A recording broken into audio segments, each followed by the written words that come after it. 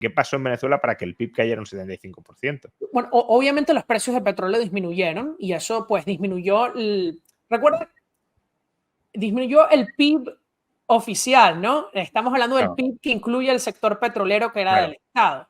Esto es otra cosa importante. Si ves el PIB no petrolero de Venezuela, es una situación distinta. Era muchísimo menor de lo que era el PIB real que se reportaba. Incluso cuando daban las grandes cifras macroeconómicas de Chávez al principio de su régimen, era el PIB general, pero eso no se traducía en mejora de la calidad de vida de los venezolanos Claro. normales.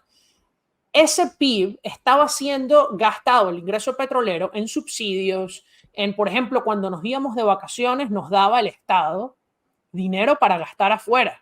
No sé si esta te la sabes con el control cambiario. Por eso es que los venezolanos de clase media viajábamos al extranjero a comprar productos, porque nos los daban en moneda sobrevaluada. Lo hice muchísimo yo con mis padres. Claro. Porque si te lo iban a dar, aprovechate, porque era la única forma de recibir ingresos. Y eso se acabó cuando empezaron a bajar los precios del petróleo, todos esos subsidios se acabaron, es decir, el consumo disminuyó inmediatamente. Venezuela ya tenía la producción totalmente deprimida y por lo tanto nos quedamos sin las importaciones. Claro. Y eso fue lo que terminó generando un ciclo vicioso, porque las personas se hicieron mucho más pobres, se incrementó la represión, ya además había mucha más represión antidemocrática a partir de Maduro, además, porque eran mucho menos populares el régimen y por lo tanto había más represión para mantenerse en el poder, había muchas protestas y muchas más personas se empezaron a ir del país. Entonces imagínate si tienes la disminución del consumo de forma muy, muy tremenda por los subsidios dependientes del petróleo, tienes más represión antidemocrática, tienes gente yéndose del país, el alto capital humano. A mí me pasaba en el bachillerato ya a fines que había clases que no había profesores, porque los profesores se iban del país. Claro. Había tanta escasez que tenía clases en el colegio donde la profesora recibió una llamada de una trabajadora de un supermercado cerca. Va a llegar el pollo y cancelaron la clase para ir a hacer la cola para el pollo. Entonces, eso generó el debacle total. Imagínate, el sector eléctrico empezó a ver más apagones, menos agua. Yo en mi casa había veces que pasábamos un mes sin agua de afuera, la teníamos que comprar y traerla y subirla al edificio. Hay quienes atribuyen este colapso macroeconómico y microeconómico tan contundente a las sanciones que le impuso Trump a Venezuela. Y puede que las sanciones agravaran la caída, pero ¿son la causa, son el fundamento real o la economía venía cayendo desde antes? Bueno, empezando que la única sanción que hubo que tú dirías, bueno, podría tener un efecto macroeconómico importante son la de las petroleras, Sí. que ocurrieron en el año 2019. Eso es. Que ya había más de 6 millones de refugiados en el 2019. Yo me fui en el 2016. Sí. Mis primos se fueron antes. O sea, la gente se lleva yendo mucho tiempo y luego se exacerbó por la situación económica de que la gente no podía conseguir trabajo que les pagara, ¿no? Entonces, esa sanción quizás tuvo un efecto. La verdad, yo incluso la minimizo muchísimo porque sí, Estados Unidos y Europa por un momento, cuando la administración de Trump no tenía esa sanción, que por cierto fue levantada recientemente durante la administración Biden y Venezuela sigue igual de deprimida, había un rebote de quizás 5% del PIB, pero no es absolutamente nada en comparación después de una caída del 80%, es de una base mucho menor, como sabes.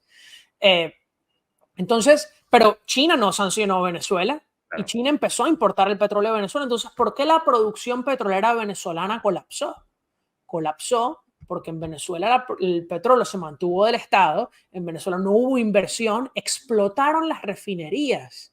La refinería del Palito, la refinería de Amuay, que llegaron a ser las refinerías más grandes del mundo cuando fueron construidas. Todas, por cierto, construidas pre-nacionalización del petróleo antes del año 76. No ha habido ninguna inversión gigante petrolera en Venezuela desde la nacionalización. Porque ¿para qué vas a invertir en una nueva refinería cuando puedes regalar carros o becas a las personas? Y eso es lo que se hizo, incluso durante la democracia. Entonces, lo que vimos fue la gradual depreciación del capital que teníamos físico, la emigración del capital humano, porque si eres un ingeniero de petróleo en PDVSA, ¿qué haces en Venezuela? Te puedes Sí, ir a sí. trabajar a Colombia a ganar bien, te puedes ir a un país árabe, te puedes ir a Estados Unidos. Bueno, es que hay un contraejemplo muy claro de cómo las sanciones quizá puedan ser dañinas, pero desde luego no provocan ese colapso, que es Rusia, ¿no? A Rusia se le han impuesto sanciones tan o más gravosas que a Venezuela y, sin embargo, ha sido capaz de arreglárselas para mantener más o menos el tipo y seguir creciendo. Y también es una economía que depende fuertemente de la exportación de petróleo, de gas, etcétera, y no, Muy corrupto, por supuesto. muy corrupto internamente y, a pesar de ello, no ha colapsado como ha colapsado Venezuela. Por tanto, ahí hay otras razones de fondo que han de explicar ese fenómeno, ¿no? Decías que desde el año 2022 aproximadamente, Venezuela ha dejado de caer al menos y está volviendo a crecer. Bueno, ahora dicen que sea la economía que más crezca de la región, obviamente porque después de caer un 80%, a poco que rebotes ya eres la que más crece, pero también, por ejemplo, la inflación se está progresivamente estabilizando, sigue siendo muy alta, pero desde luego ya no está en el periodo hiperinflacionario, una de las mayores hiperinflaciones de la historia que estuvo en la década pasada. ¿Qué ha sucedido para que la situación, no voy a decir pues revierta, pero sí más o menos se haya estabilizado en un nivel, económicamente en un nivel muy bajo, pero desde luego no se sigue cayendo? ¿Por qué? Sí, bueno, número uno, la liberación del control de precios ayudó muchísimo. Ya no hay escasez en Venezuela. Lo que hay es un nivel de Pobreza, ¿no? ingresos muy bajo y una pobreza extrema altísima, ¿no? Pero la gente no pierde el tiempo haciendo una cola. Si eres una empresa, consigues los insumos que necesitas para producir y eso ha ayudado mucho. Por otro lado, la dolarización. A partir de las sanciones, y esto ya es un tema más de economía política, más que de economía propia, las sanciones evitaron, tanto las de Estados Unidos como las de la Unión Europea, que muchos de los enchufados en Venezuela pudieran disfrutar de sus ganancias ilegales fuera de Venezuela. Yo pienso que su forma de pensar fue, si no las puedo disfrutar fuera de Venezuela, las voy a disfrutar dentro de Venezuela. Y para eso necesitamos liberar los controles de precios y para eso necesitamos permitir la dolarización para yo poder utilizar los dólares que tengo aquí dentro del país y empezaron a circular tanto, además la hiperinflación Sí, claro. o a los venezolanos a simplemente acabar con el uso del bolívar. Todavía se sigue utilizando el bolívar, pero se utiliza para ciertos sectores, se utiliza en especial para los empleados públicos que les pagan en bolívares, pero todos los precios en Venezuela los expresan en dólares y al cambio en bolívares. Entonces te pueden pagar en dólares o me pagas al cambio de hoy en bolívares y aquí lo veo en la aplicación en el teléfono, me pagas en Cele, me transfieres. Ahora los bancos en Venezuela reciben transferencias del extranjero. O sea, esta mentira de que las sanciones en Estados Unidos no permiten que en Venezuela haya comercio, eso es falso. Yo he mandado dinero a Venezuela, puedes mandar comida a Venezuela, puedes viajar a Venezuela, no te lo recomiendo, pero puedes hacerlo si quieres.